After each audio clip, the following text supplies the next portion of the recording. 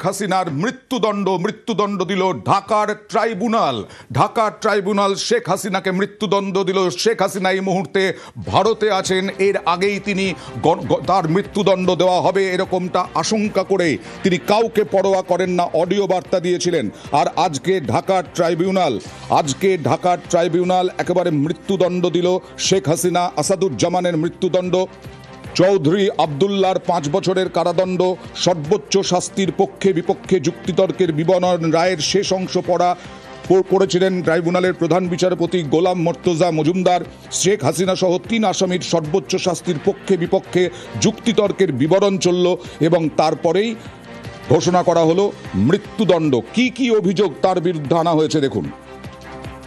The core offense in the instant case is the crime against humanity. 5 charges were framed against accused Asaduzzaman Khan Kamal and Chaudhry Abdullah Al Mamun jointly. Charge number 1, incitement in order to attack and kill protesting students of Dhaka University and other academic institutions of the country, and also failure to take preventive and punitive measures, and thus killing hundreds and severely injuring thousands of protesters. During July uprising 2024, 14/7/24, at Gaurav Bhavan made the following derogatory remark: Mukti Jodhar Natiputira Chakri Pabe na to ki Rajakaren Natiputira Chakri Pabe. Charge number 2, order to use lethal weapon, drones and helicopters to kill the protesters and execution of the order. During the July uprising 2024, accused Sheikh Hasina held a conversation over telephone with Dr. A.S.M. Maksud Kamal, the then Vice Chancellor of Dhaka University. She mentioned that she already ordered to kill the protesters like the Rajakars who have been hanged before. Charge number 3, killing 6 protesters at Chankharpur with lethal weapons. The protesters convened a program titled March to Dhaka to be held on 5th August. The aforesaid killings took place pursuant to the order of Prime Minister Sheikh Hasina within her full knowledge, and by such killings they committed crimes against humanity as joint criminal enterprise. এই সমস্ত অভিযোগ দেওয়া হলো এবং তারপরে মৃত্যুদণ্ড ঘোষণার পরে আইনজীবীরা কি বলছেন দেখুন। শেখ হাসিনাকে একটা কাউন্টে সুপিরিয়র কমান্ড রেসপন্সিবিলিটিতে যাবজ্জীবন জেল আনটিল ন্যাচারাল ডেথ দিয়েছেন, আর ডাইরেক্টলি যেটা নির্দেশনা দিয়েছেন সেখানে তাকে ডেথ পেনাল্টি দিয়েছেন।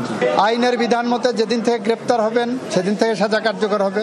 এই মামলায় শহীদদের পরিবারকে, আহতদেরকে ক্ষতিপূরণ দেওয়ার জন্য একটা নির্দেশনা আদালত দিয়েছেন।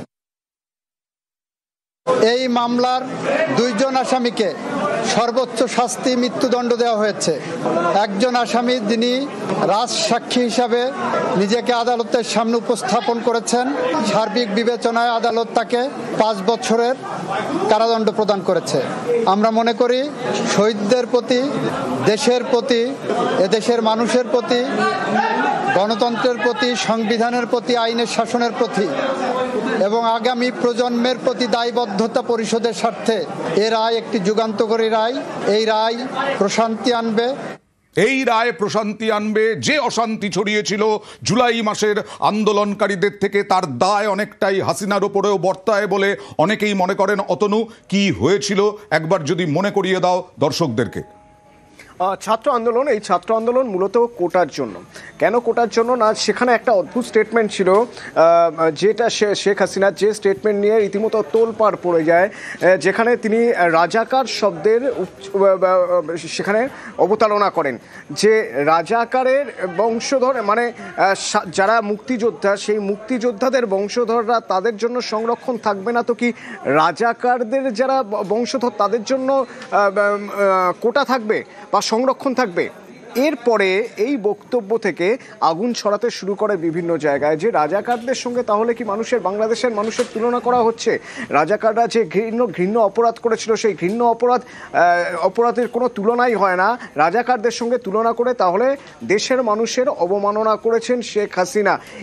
এই অভিযোগ তুলে ছাত্রদের একাংশ তারা চলে আসেন রাস্তায় নামতে শুরু করার। এটাই কিন্তু প্রথম কারণ নয়, কারণ শেখ হাসিনার বিরুদ্ধে এর আগে একের পর এক অভিযোগ তোলা হয়েছে। তিনি গণতান্ত্রিক পদ্ধতিতে নির্বাচন করেননি, তিনি একনায়কতন্ত্র চালিয়েছেন, তিনি একের পর এক নিজেদের লোকেদের জন্য কাজ করেছেন এবং বাকি কারো কথা ভাবেননি।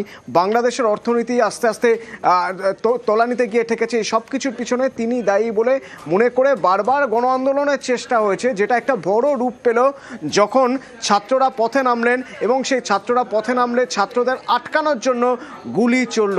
আবু সায়েদকে গুলি, এই আবু সায়েদকে গুলি থেকে দাঁড়িয়েছিলেন, পুরো বাংলাদেশে আগুন ছড়িয়ে পড়লো।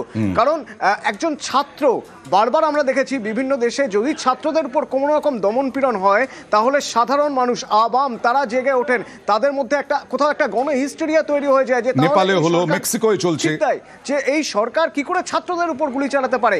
এটাই সবচেয়ে বড় কারণ হয়ে দাঁড়িয়েছিল সেই সময় এই বিক্ষোভ সারা দেশে ছড়িয়ে পড়ার।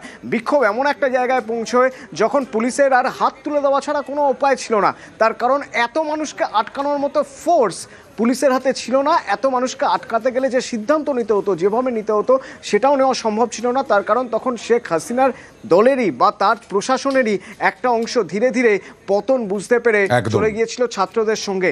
শেষমেশ হেলিকপ্টারে ভারতে চলে আসা শেখ হাসিনা, একদম শেখ হাসিনার ভারতে চলে আসা, দখল হয়ে গেল প্রধানমন্ত্রীর বাসভবন, সাধারণ মানুষ, আন্দোলনকারী তারা দখল করে নিল। আর এই মৃত্যুদণ্ড আরো একজনের হয়েছে, প্রাক্তন স্বরাষ্ট্রমন্ত্রী। কি বলছেন? দেশের একটা গণতান্ত্রিক সরকার বিনষ্ট করার জন্য, মুক্তিযুদ্ধের চেতনার যে আমরা দেশ স্বাধীন করছি, একটা অসাম্প্রদায়িক চেতনার বাংলাদেশ, সেটাকে কবর দেওয়ার জন্যই এই ঘটনাগুলি একের পর এক ঘটছে। আমরা এই কোর্টকে যেহেতু মানি না, এই রায়কেও মানি না, জনগণ এই রায় মেনে নেবে না। এই রায় বা এত বড় দুঃসাহস যারা দেখিয়েছেন তারা নিশ্চয়ই ধীরে ধীরে সেটা টের পাবেন। বঙ্গবন্ধুর হত্যার বিচার যেমন হয়েছিল, ঠিক তেমনই এগুলি যারা করেছেন, যারা এই ঘটনা কনস্পিরেসি করেছে, তাদের বিচার বাংলাদেশের মানুষ করবে।